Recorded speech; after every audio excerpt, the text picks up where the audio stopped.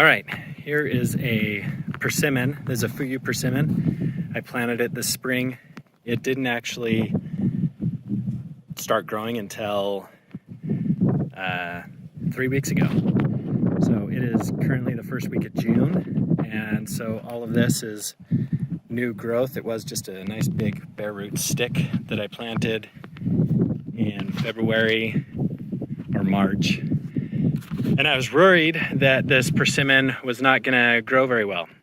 I had another persimmon that was right here. My soil here in St. George is pretty shoddy. If you look here, this is the clay, and that's a shovel trying to get through it, and it's almost like a hard rock. You have to really kind of break it apart. But anyways, there's the clay soil that I have, and because there's so much clay, the persimmon tree that I had in here that I planted last year, it died.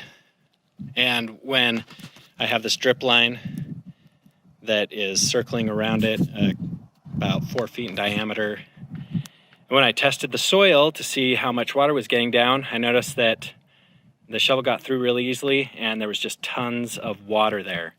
I only dug about a foot deep and relatively big wide hole to plant my persimmon as per the instructions, but this clay soil is so dense that it was basically a bucket of water. So I drowned the persimmon, and so now I've dug out this nice big hole, and it goes about 4 feet deep, and I'm taking this grow mulch and mixing it in 50-50 with the native soil, and I've made it a square plot because some people said don't do a circle because then the roots will just go in a nice little circle. So this forces them to go out into the soil, and at least that's the theory. But it is 5 feet by 5 feet by 4 feet deep. So it's a pretty big hole. That's what I did this last winter for this plot. I had another persimmon here. It only lasted a year, and due to the clay soil, it died. So I put in new soil, mixed it in with the other stuff, and so far this persimmon's looking pretty good. And then here is another persimmon that was growing. That's a lotus root that this guy just never quite took because we had rabbits invade last fall, and they just ate around the whole entire base of it, and it just wasn't able to get nutrients to it. So that guy died.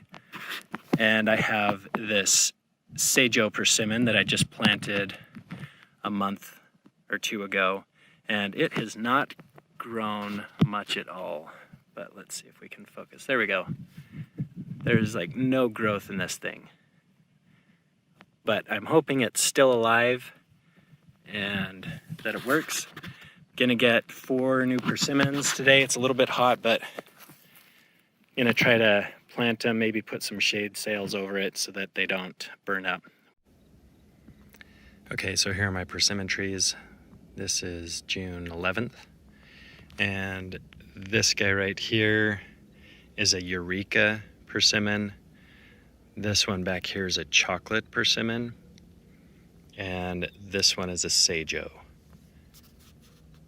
So I made little berms for each of them because I just planted them. So when I water them, they'll go basically to the root system. And then I have a drip line that goes all the way around in a big circle so that it'll hopefully motivate them to spread out. I'm also going to put mulch on it, but I just want to show you what I was doing before I put the mulch on.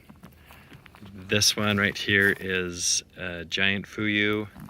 It's doing really good. I've done the same thing with this giant as I did with these other 3 and these 3. Okay, over here my 3 other persimmons. I have a Matsumoto, I think it's Matsumoto, a Fuyu that's right here, and a Hachiya. I was trying to keep the astringent and non-astringent separate, but I have odd numbers, so I didn't do it that way.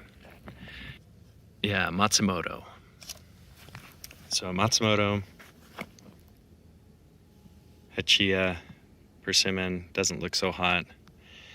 And then also this Fuyu also doesn't look so hot. It had fruit on it, and it does have a fruit on it right there, but I know because I'm planting it, it's gonna just fall off. But anyways, gonna water these guys up and put mulch over them to protect them from the summer, because it's gonna get to 110 degrees. This again is just an experiment for the persimmons to see if planting them in the summer is, if they're gonna live or not.